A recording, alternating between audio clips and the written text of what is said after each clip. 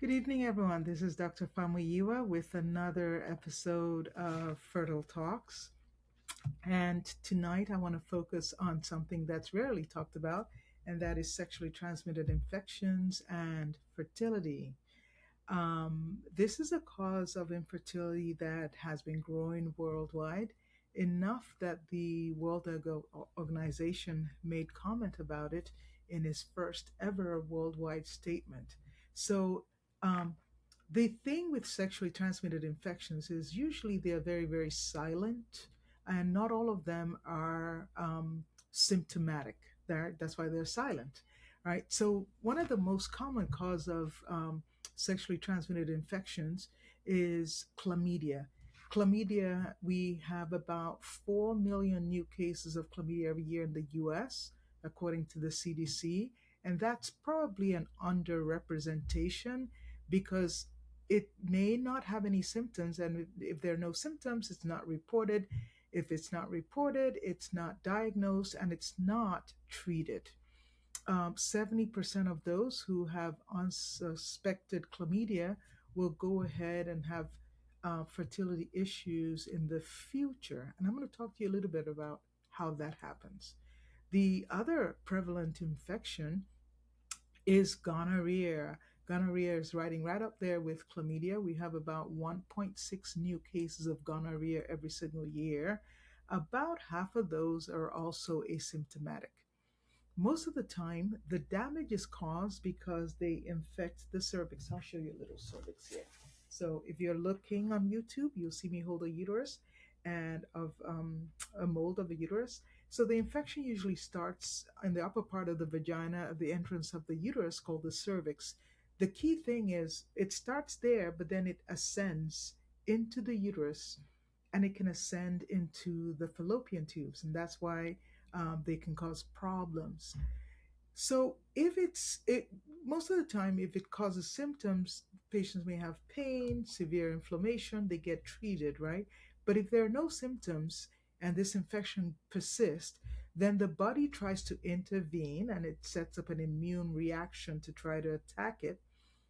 But then you have collateral damage. Whenever the body decides to clear something up, you could get collateral damage. And the collateral damage is you could damage the tube from this immune response. Well, why do we care if you damage your tube? If the tube is damaged, the egg from the ovary cannot get into the fallopian tube. Sperm come from below cannot communicate with such eggs, right?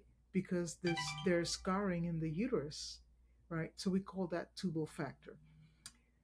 And sometimes this can, if it gets really bad, you'll get pus in there. That's the obvious PID. Now, the other damage that can happen is it could be a partial blockage.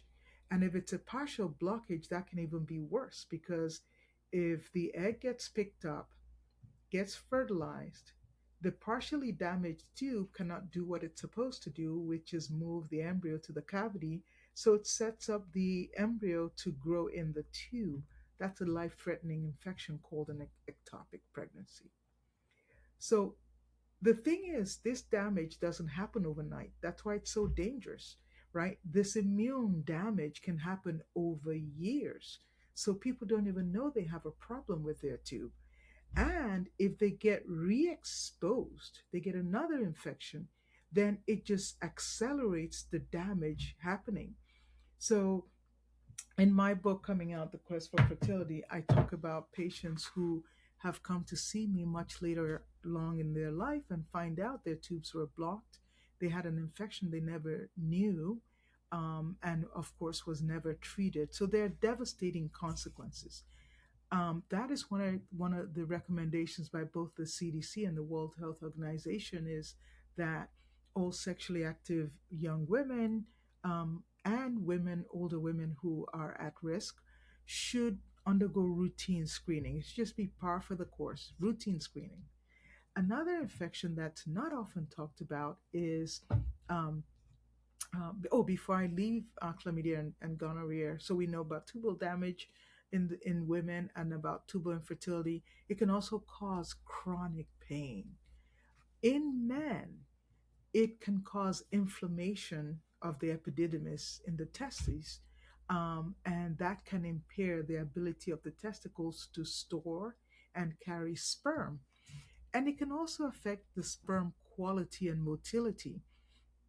It can decrease also sperm count. So, what are the other infections that could be out there? Other infections include syphilis.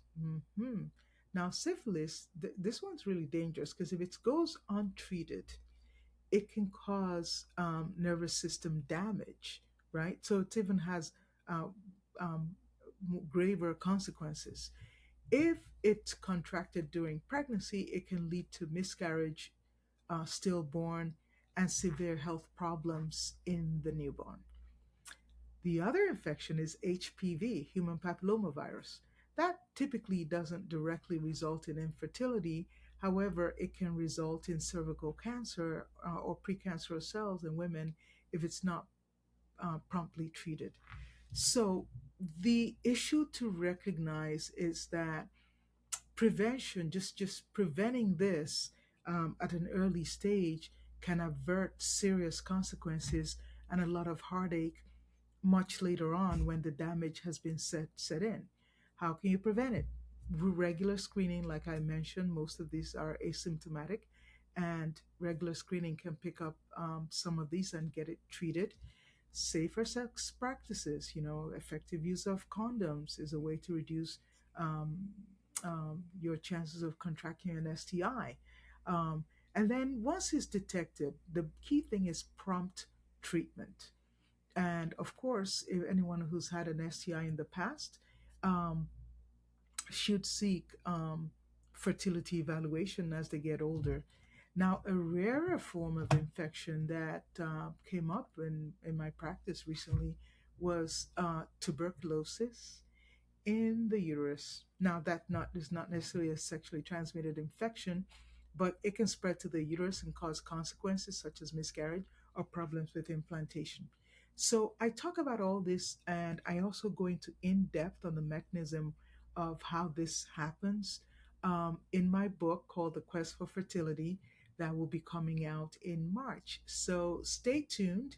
And if you like this information, if it's resonating, if you find it helpful, or you know anyone who it may help, just subscribe, press like, and share it. Share it with your network and let me know. Thank you so much. And this is Dr. Famuyiwa again with another episode of Fertile Talks.